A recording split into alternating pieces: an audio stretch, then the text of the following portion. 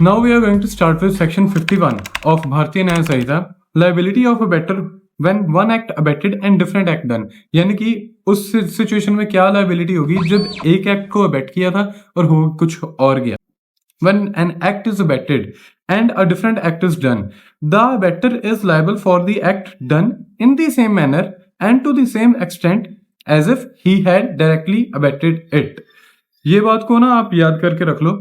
The abettor is liable for the act done in the same manner and to the same extent as if he had directly abetted it।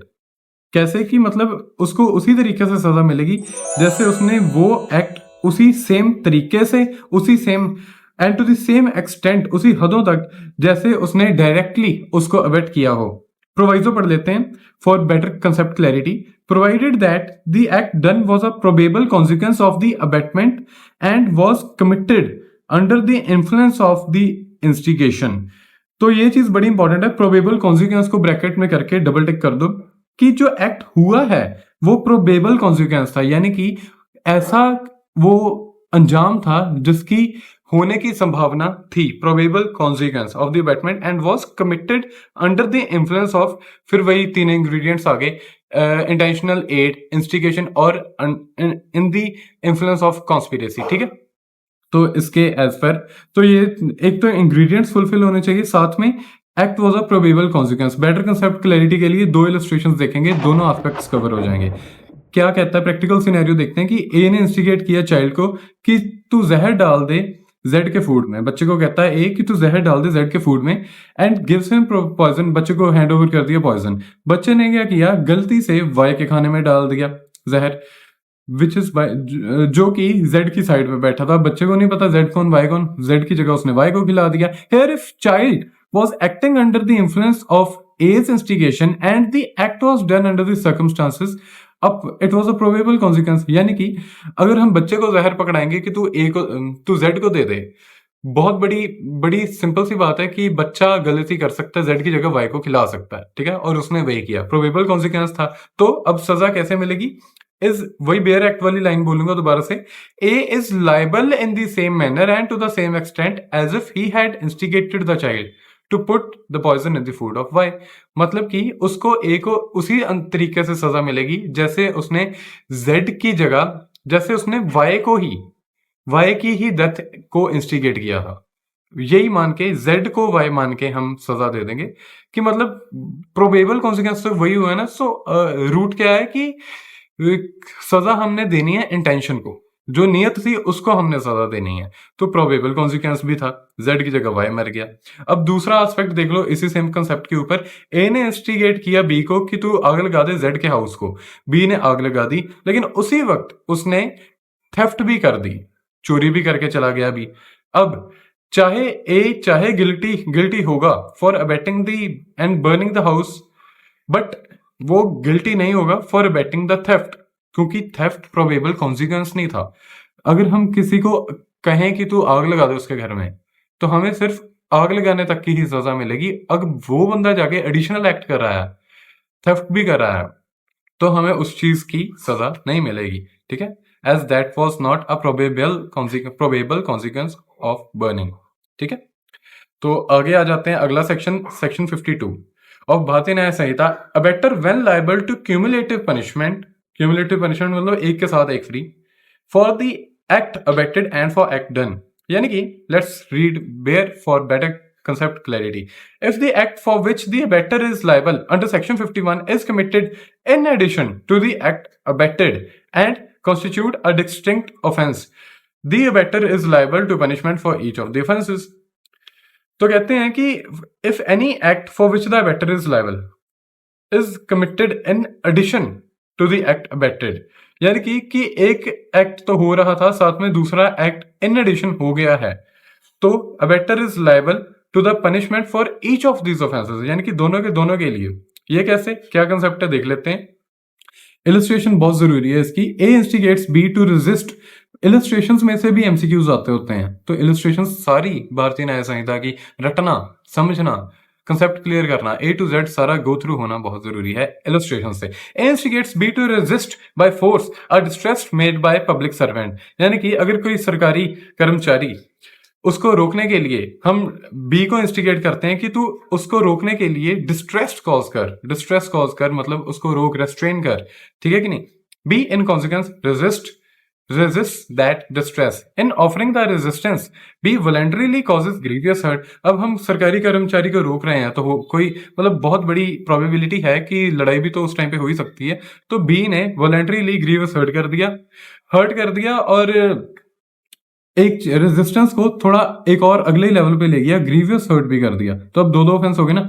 B has committed both the offence of distress resisting the distress and the offence of voluntarily causing grievous hurt. सरकारी कर्मचारी को रोकना भी अपने आप में एक offence होता है, जो हम आगे भारतीय न्याय संहिता में पढ़ेंगे।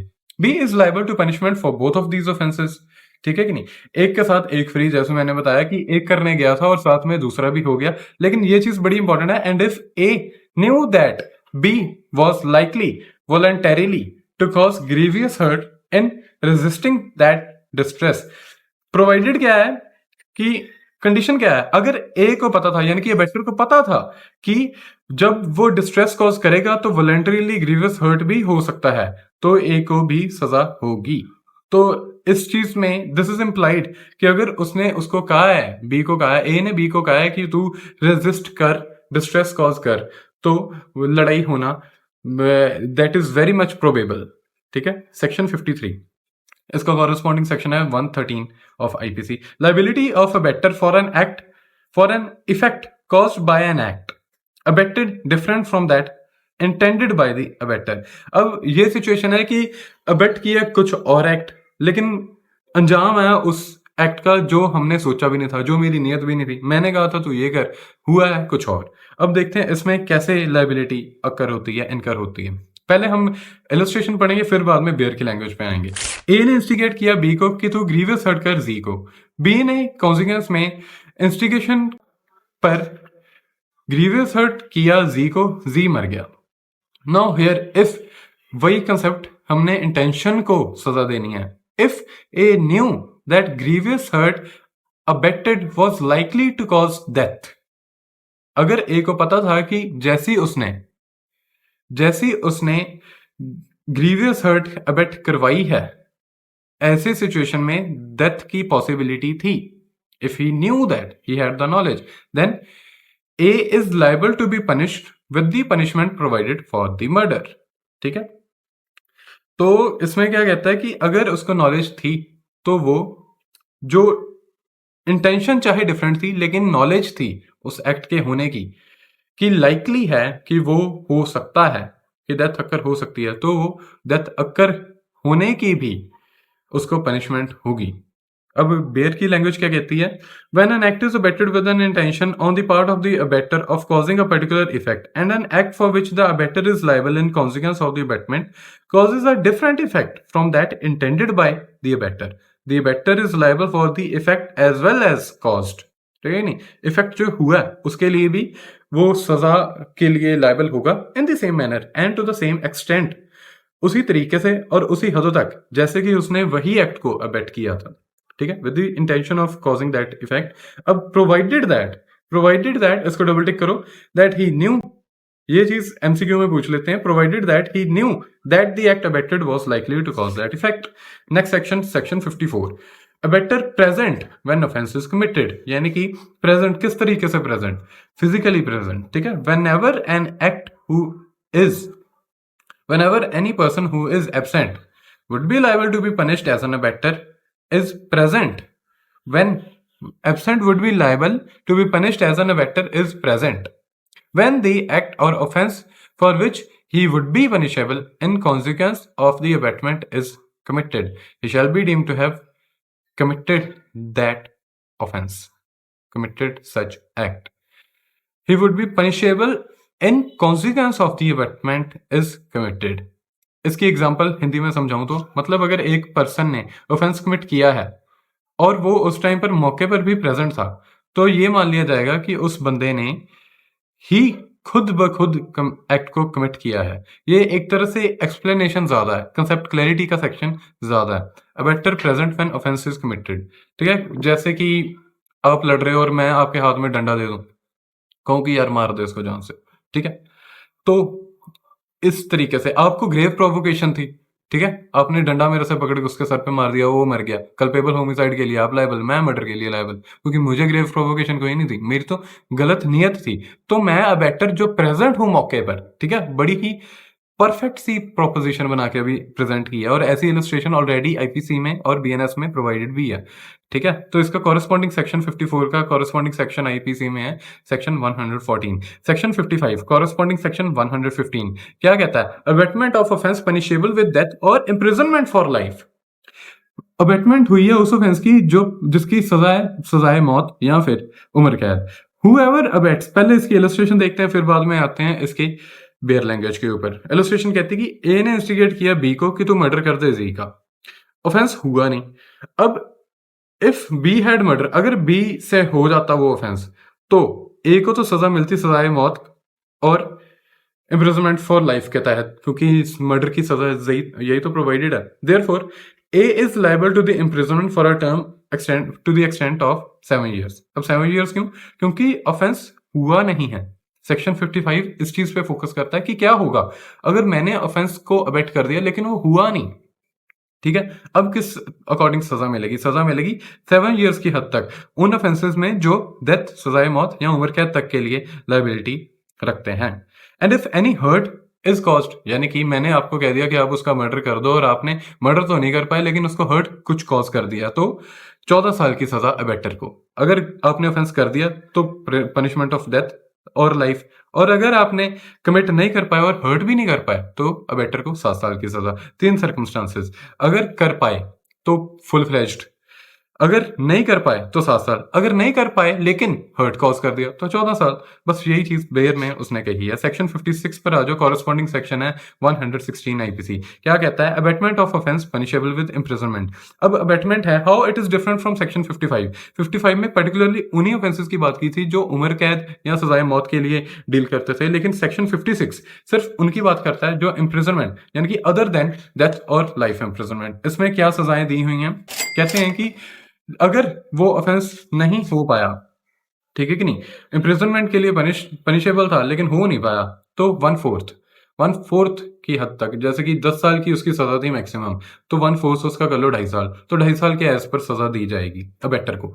लेकिन अगर अबेटर वो ही इंसान है, अबेटमेंट किसने की है? इफ द अबेटर और the person abetted, if the abettor और the person abetted is a public servant, जिसको अबेटमेंट हुई है, मैंने आपको इंस्टिगेट कर दिया, आप पब्लिक सर्वेंट हो, या फिर मैंने ही आपको इंस्टिगेट किया, मैं पब्लिक सर्वेंट हूं।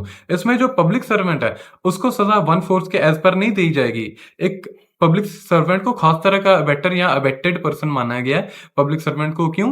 क्योंकि रखवाला जो है देश का, पब्लिक सर्वेंट रखवाला है ना देश का, वो अगर बंदा खुद ही ऑफेंसेस करने लग जाएगा तो सजा उसको ज्यादा मिलनी चाहिए, इसलिए 1/2।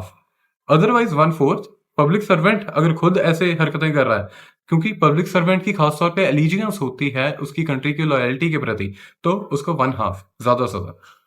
जैसे 10 का 1/4 क्या हुआ? 2.5 साल। लेकिन अगर पब्लिक सर्वेंट है तो 10 का 1/2 क्या हुआ? 5 साल, ठीक है, ज्यादा सजा। अगला section, section 57 corresponding section 117 of IPC. क्या कहता है? Abetting commission of offence by public और बाय मोर देन 10 पर्सन्स। इसमें ना जो आईपीसी में 117 सेक्शन था वो पहले 3 साल की सजा देता था। भारतीय न्याय संहिता ने इसकी सजा बढ़ा दी है, बढ़ाकर कर दी है 7 साल। तो 7 साल को आपने याद रखना है। Abetting commission of offence by public और बाय मोर देन 10 पर्सन्स, अगर ए affixes in public place a placard instigating a sect consisting of more than 10 members to meet at a certain place and time for the purpose of attacking the members of an adverse sect, दूसरे sect के बंदों को attack करने के लिए, while engaged in a procession, A has committed the offense defined in this section। यानी कि abetment मैं करूं और मैं कर दूं पूरी की पूरी जनता को भड़का दूं, ठीक है, कि आप ये एक्ट करो, इंटेंशनली एड करूं या कंस्पायर करके या फिर इंस्टिगेट करके। सेक्शन 58 पर आ जाओ, corresponding section 118 IPC. Concealing design to commit offence punishable with death और इम्प्रिजनमेंट ऑफ लाइफ, ठीक है। कंसील किया डिजाइन, डिजाइन तैयार कर लिया था कि ऑफेंस को अंजाम देना है। कौन से ऑफेंस को? जिसकी सजा सजाए मौत या इम्प्रिजनमेंट ऑफ लाइफ हो सकती है। कैसे ये ऑफेंस है? जैसे मर्डर हो गया, ठीक है, जैसे ऑफेंसेस अगेंस्ट स्टेट हो गए, ऐसे ऑफेंसेस में सजाए मौत या उम्र कैद है। किडनैपिंग फॉर रैंसम हो गई, ठीक है। तो heinous offenses, whoever intending to facilitate it to be likely that he will thereby facilitate the commission of an offense punishable with death or imprisonment of life voluntarily conceals by any act or omission or by the use of encryption or any other information hiding tool the existence of a design to commit such offense or makes any representation which he knows to be false respecting such design shall। यानी कि उसने design को conceal कर लिया, सो सो bear ने बता दिए, तो अगर वो ऑफेंस हो गया तो 7 साल तक की सजा अबेटर को, कंसीलर को, डिजाइन कंसीलर को, क्योंकि ये भी तो एक तरह से अबेटमेंट के स्कोप में आ रहा है ना, दायरे में आ रहा है। कंसील करने वाला डिजाइन को एड ही तो कर रहा है ऑफेंस के होने के लिए, इसलिए अगर वो ऑफेंस को अंजाम आ गया तो 7 साल, अगर नहीं आया तो 3 साल। Next section 59 corresponding section 119 IPC क्या कहता है? पब्लिक सर्वेंट कंसीलिंग डिजाइन, ठीक है। अब पब्लिक सर्वेंट ने कंसील किया डिजाइन को, ठीक है, to commit offence which it is his duty to prevent. ऐसा पब्लिक सर्वेंट कौन होता है जिसकी ड्यूटी होती है, ड्यूटी बाउंड होता है कि ऑफेंस को रोकना? कौन से ऐसे पब्लिक सर्वेंट्स हैं जो फोर्सेस में डील करते हैं? पुलिस ऑफिशियल्स हो गए। Whoever being a public servant intending to facilitate or knowing it to be likely that he will thereby facilitate the commission of an offense, ये बात अंडरलाइन करो, which it is his duty। Public servant भी खास type के discuss हो रहे हैं abetment के चैप्टर में। वो कौन से हैं? जिसकी ड्यूटी है कि whose duty it is to prevent the offenses voluntarily conceals। अब पब्लिक सर्वेंट के लिए क्या सजा है? अगर ऑफेंस को अंजाम आ गया तो 1/2, अगर ऑफेंस का अंजाम नहीं आया तो 1/4, अगर हो गया तो 1/2, अगर नहीं हुआ तो 1/4। अगर ऑफेंस पनिशेबल था सजाए मौत के लिए या उम्र कैद के लिए तो 10 साल। 3 तरह की दी गई हैं, अदरवाइज तो 2 तरह की दी हैं ऑफेंस कमिटेड नॉट कमिटेड के लिए। लेकिन पब्लिक सर्वेंट की जहां तक बात है, कमिटेड, नॉट कमिटेड और पनिशेबल विद डेथ और इम्प्रिजनमेंट ऑफ लाइफ, ये 3 सजाएं दी गई हैं, ठीक है। ये 3 सजाएं आपने याद कर लेनी है। Last section of this video concealing design to commit offence punishable with imprisonment. अब कंसील कर रहे हैं design to commit an offence punishable with imprisonment. हमने कौन से सर्कमस्टांस कर लिए जहां पे अदर केसेस हैं पनिशेबल विद डेथ और imprisonment of life? Public servant के तीनों सर्कमस्टांस आ गए 59 में, और अदर केसेस के आ गया जो रहता था सर्कमस्टांस अदर केसेस में डेथ और इम्प्रिजनमेंट ऑफ लाइफ से डील कर रहा था 58, और जनरल अदर इम्प्रिजनमेंट वाले सेक्शन थे वो सेक्शन 60 से डील कर रहा है। पब्लिक सर्वेंट का सारा कंसेप्ट कवर हो गया 59 में। अब क्या कहता है सेक्शन 60? कहता है इसका कॉरेस्पॉन्डिंग सेक्शन है सेक्शन 120 आईपीसी। इसकी अगर कंसील किया डिजाइन ऑफेंस होने को रोकने के लिए कंसील किया डिजाइन पनिशेबल विद इम्प्रिजनमेंट और वो ऑफेंस हो गया तो 1/4, अगर वो नहीं हुआ तो 1/8, यानी कि 10 साल की सजा थी मैक्सिमम, इम्प्रिजनमेंट थी, और 1/4 अगर ऑफेंस हो गया 2.5 साल, ठीक है। तो इसके एज पर सारा चलेगा। And that was it from my side. Thank you.